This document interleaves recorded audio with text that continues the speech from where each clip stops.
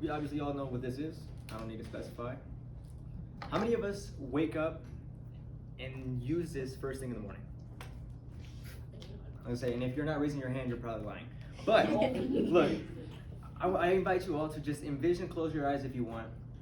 Imagine a world right now where you sit, whether it's at school, your daily life, you're doing your due diligences.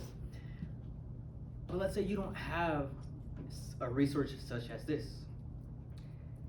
It's kind of a hard reality to imagine, more so because phones have become part of our daily lives. It's used to spread information, communicate with others, or even pure entertainment. I mean, shoot, you could walk outside, see a 5-year-old with their tablet, they could care less about what's going on.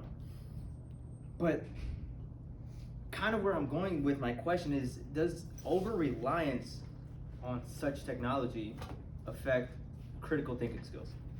So I invite you all to listen to two separate perspectives in regards to how phones can negatively or not at all affect critical thinking skills. So let's dive in. Recently, there was a study that was conducted in 2024 by the Powell Research Center, in which they stated that over 85% of Americans have access to a smartphone, which kind of ties into my other points which I'm going to cover right now. Two other studies that were conducted in 2017 by a journalist and a psychologist under the names of Adrian Ward and Henry Wilmer. Adrian Ward covered a study in which he had his test subjects or volunteers sit in one room, and they had their phone placed in one of three different locations, in one being their pocket, two being on top of their desk, and three being in a completely separate room. The result of this whole test, it actually resulted surprisingly that the closer the phone was to the subject, the worse that they performed in doing these semi-rigorous tasks.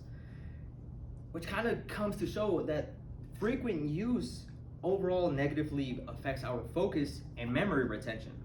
And it's become this slight debate in which is kind of whether phones are used out of convenience or whether they're used and they're actually just affecting our overall thinking. So if we look at it from one perspective, let's say you're in class, you're doing an assignment, you're studying, you get a notification, you get a text message. We all look at our phones, right? Yeah. Read the first text message. But that can be distracting for some of us. And even trying to research certain topics on Google, let's say for example, scanning or skimming actually affects our critical thinking. This is actually backed up by an author named Nicholas Carr, in which he actually mentioned that smartphones are quote unquote chipping away at our own ability to focus. This also clearly also affects our multitasking skills, which the performance at being able to focus and multitask worsens, as well as our memory retention. So, in shortly put, in simple terms, I think that phones replace, honestly, our thinking process.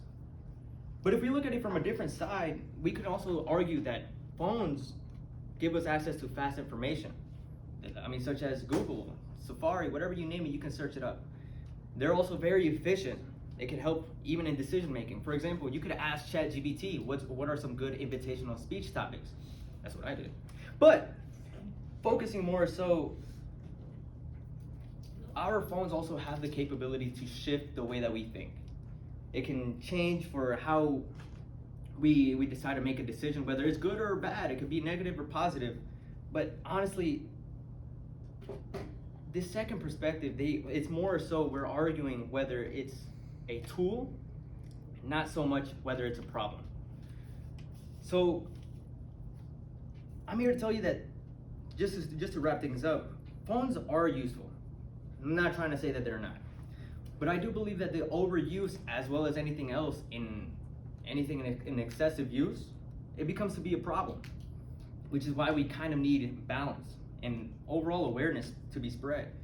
And the overall idea isn't so we remove phones as a whole, it's more so we have some regulations or even some rules to be able to help others not have this obsession with our smartphones.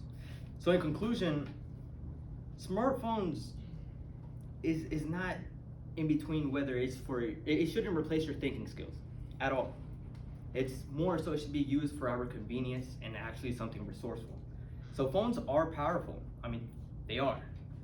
But like a great man once said, with great power comes great responsibility. Thank you.